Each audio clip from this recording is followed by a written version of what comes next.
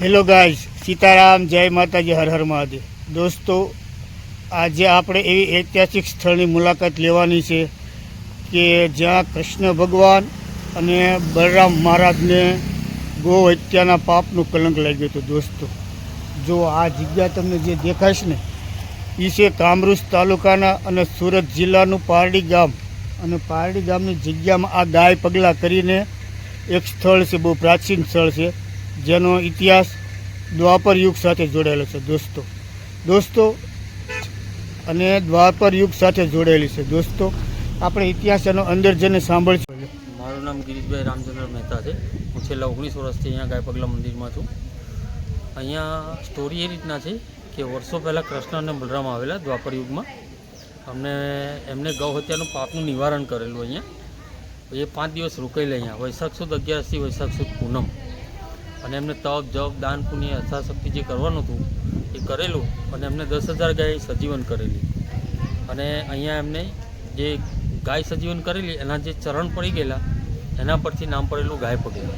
અત્યારે અહીંયા શંખેશ્વર મહાદેવ મંદિર છે, એનું જીર્ણોદ્ધારનું કામ ચાલી રહ્યું છે.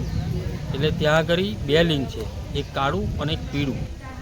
એ કૃષ્ણ અને બલરામે સ્થાપિત કરેલું છે. એક સ્વયંભૂ હતું, નાળિયેર આકારનું લિંગ છે પીળું, એ સ્વયંભૂ હતું.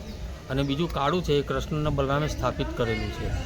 એટલે ભગવાન વૈશાખ સુદ 11થી વૈશાખ સુદ પૂનમ અહીંયા બેઠેલા. અને એમને તપ જપ દાન પુણ્ય યથાશક્તિ જે કરી અને એમને 10,000 ગાય સજીવન કરેલી. અહીંયા આગળ અમારા મોટાભાગે એ જે 5 દિવસ હોય છે ત્યાં અખંડ ધૂન ચાલતી હોય છે ઓમ નમઃ શિવાયની. હમણાં જ ગઈ હાલમાં વૈશાખ સુદ 11થી વૈશાખ સુદ પૂનમની એ ધૂન પૈતે લગભગ આજે 10 દિવસ થયા.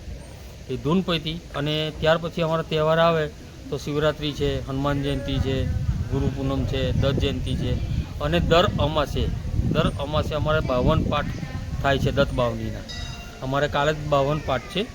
જોકે આ વખતે અમારે આવવાના છે ગાયક કલાકાર ચિંતન પટેલ આવતી 26 તારીખે 26/5 મીન્સ કે કાલે.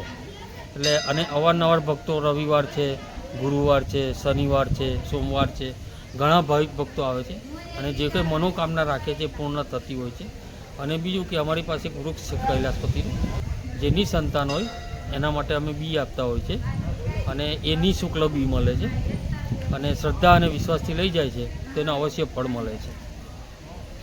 બાપુ, આ કોઈને આવવું હોય જાત્રાએ દર્શન કરવા માટે તો આ સુરતથી કેટલું થાય? સુરતથી આ છે તે 30 કિલોમીટર જેવું છે. સુરતથી તમે આવો એટલે કામરેજ 4 રસ્તા આવવું પડે. કામરેજ 4 રસ્તાથી તમારે ગલાપાટિયાનું રિક્ષા કે ગમે તે મળી જાય. અને ત્યાંથી તમે અંદર 2 કિલોમીટર આવી શકો છો. બાપુ, આ મંદિર તરફથી કોઈ તમે ફેસિલિટી આપો છો જાત્રાળુને? નહીં, આમાં શું છે કે અમારે આગળથી જ કોઈ કહે તો અમે એમને કહી શકીએ કે ભાઈ તમારા આટલા માણસ છે કે આ છે, તો અમે એમને ફેસિલિટી આપી શકીએ છીએ.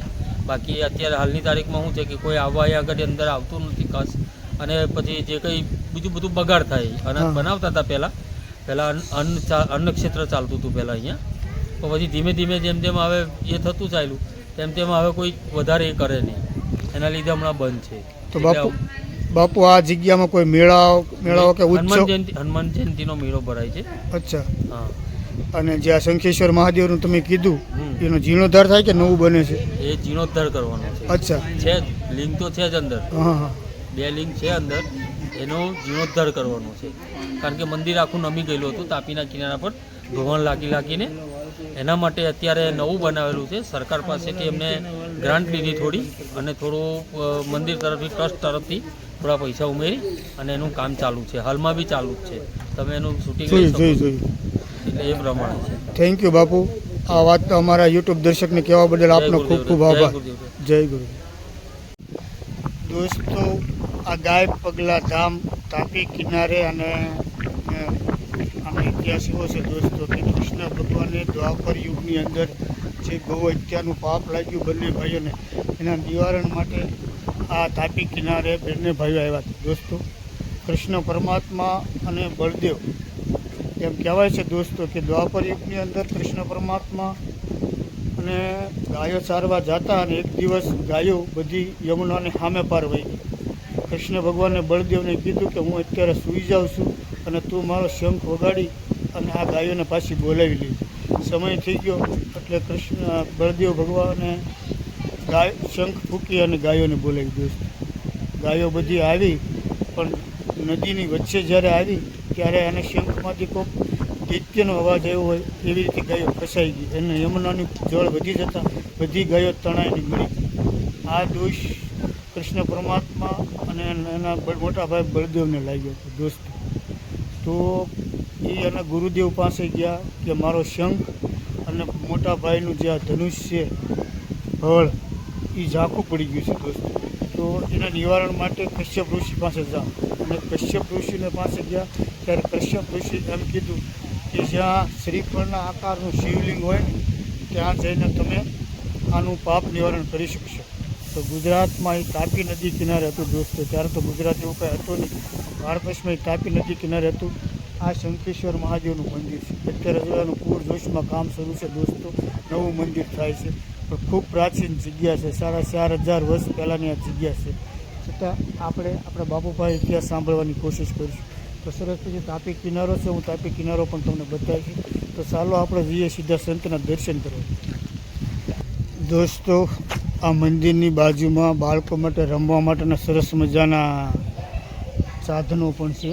તો નાના બાળકો હોય તો રમી શકે છે. સરસ મજાનું બેસવાની વ્યવસ્થા છે અને સરસ મજાનું કમ્પાઉન્ડ છે. તમે ફેમિલી સાથે એકવાર ચોક્કસ તમે અહીંયા દર્શન કરવા માટે આવજો. તો દોસ્તો, આ તો ગાય પગલા જે શંખેશ્વર મહાદેવનો દ્વાપર યુગ સાથેની હિસ્ટ્રીનો આ વિડીયો દોસ્તો. જો આ વિડીયો તમને ગમ્યો હોય તો લાઈક કરજો, શેર કરજો અને નવા હોય તો ચેનલને સબસ્ક્રાઈબ કરજો.